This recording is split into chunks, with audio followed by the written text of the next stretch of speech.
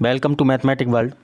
First question है, A किसी car के आधे कार को एक दिन में कर सकता है। तो यहाँ से सपोज कर लेते हैं कि कुल कार कितना है आपका, मतलब पूरा काम जो किया जाना है वो पूरा काम कितना है आपका। तो पूरा काम हम यहाँ से सपोज कर लेते हैं कि 100 चेयर हैं, मतलब 100 चेयर वो बनाई जा रही हैं। तो यहाँ से सपोज कर लिया मैंने कि 100 चेयर बन रही हैं।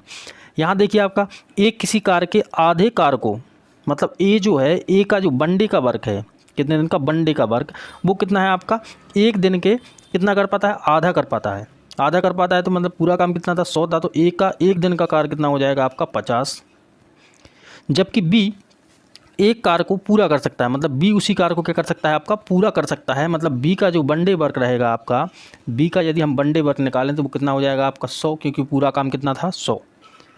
अगली कंडीशन है कि सी के एक दिन के कार का आधा, सी का जो एक दिन का कार है उसके आधे दिन का कार कैसा है, बी के एक दिन के कार के बराबर है। मतलब बी का जो एक दिन का कार है वो सी के आधे दिन का कार है। मतलब बी का कितना, 100 है, तो सी का ये आधे दिन का काम हुआ 100, पूरे दिन का कितना हो जाएगा आपका, 200 हो जाएगा। सिंपल है। यहाँ इनकी कार की क्षमता का अनुपात निकालना है, तो कार की क्षमता का अनुपात निकालेंगे तो इनको कैंसिल कर लेते हैं।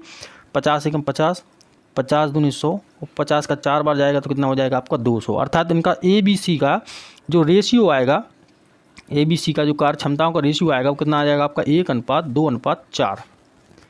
इस प्रकार से देखा जाए तो सी आपका करेक्ट आंसर होगा।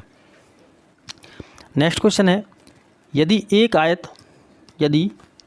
आयत की लंबाई और चौड़ाई क्रमशः 20% की वृद्धि एवं 10% की कमी की जाती है। यहाँ प्लस लगा हुआ है अर्थात वृद्धि की जा रही है, या माइनस लगा है अर्थात यहाँ पे कमी की जा रही है। तो आयत के क्षेत्रफल में कितने प्रतिशत की परिवर्तन होगा। तो सपोज कर लेते हैं कि हमारा जो क्षेत्रफल, शुरुआती क्षेत्रफल था वो कितना था आपका, 100 था। शुरुआती क्षेत्रफल कितना था आपका, 100 था। यहाँ लंबाई में आपका देखिए कमी की जा रही है कितने परसेंट की, 20% की, सॉरी वृद्धि की जा रही है कितने परसेंट की, 20% की। मतलब सिंपल सा है यहाँ पे कि 100 के हिसाब से ही निकाल लेते हैं हम। तो यहाँ पे 20% की वृद्धि की जा रही है तो 120/100 निकाल लेंगे। और यहाँ पे 10% की कमी की जा रही है अर्थात क्या रहेगा आपका, 90/100। देखिए 100 से ये पूरा 100 कैंसिल हो जाएगा, 2 जीरो से ये 2 जीरो कैंसिल, 12 नंबर 108। देखिए पुराना क्षेत्रफल कितना था आपका, 100, और नया क्षेत्रफल कितना निकल के आया आपका, 108। अर्थात यहाँ देखा जाए तो इसमें से 100 हम घटाएंगे तो कितना आएगा आपका, 8%। 8% की क्या हो जाएगी यहाँ पे, वृद्धि हो जाएगी। देखिए परिवर्तन क्या आएगा आपका, 8% का होगा, वो भी क्या होगा, आपकी वृद्धि होगी। 8% की क्या होगी यहाँ पे, वृद्धि हो जाएगी।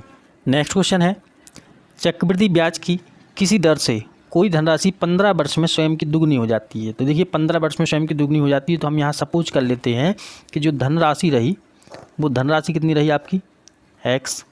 देखिए दुगनी हो रही है तो सिंपल सा यहाँ पे हम दर मान लेते हैं कि दर कितनी रहेगी आपकी, r।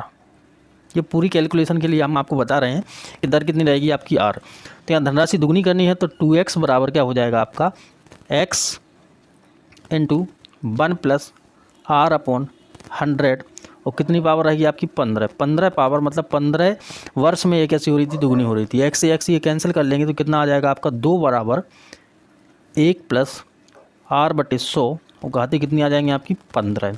देखिए यहाँ पे जो है 1 + r/100 की पावर 15 का हमने वैल्यू निकाला तो वो कितना निकल रहा है आपका, 2 निकल रहा है। इसको बनाना कितना है आपको, 8 गुना।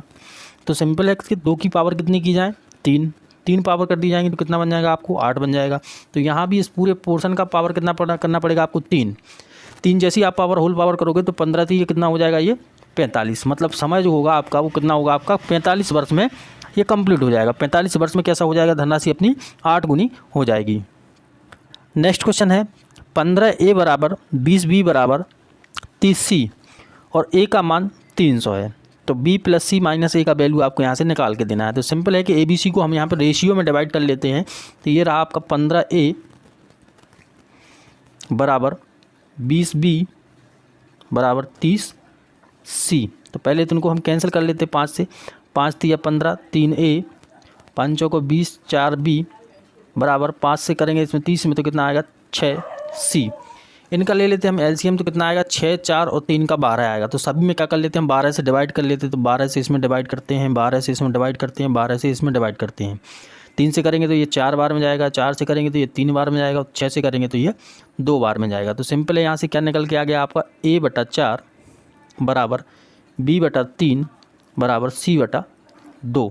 मतलब सिंपल है यहाँ से कि ए बी सी का जो रेशियो है वो यहाँ से निकल के आ गया। ए बी सी का रेशियो कितना है आपका, 4:3:2, ये रेशियो आ गया।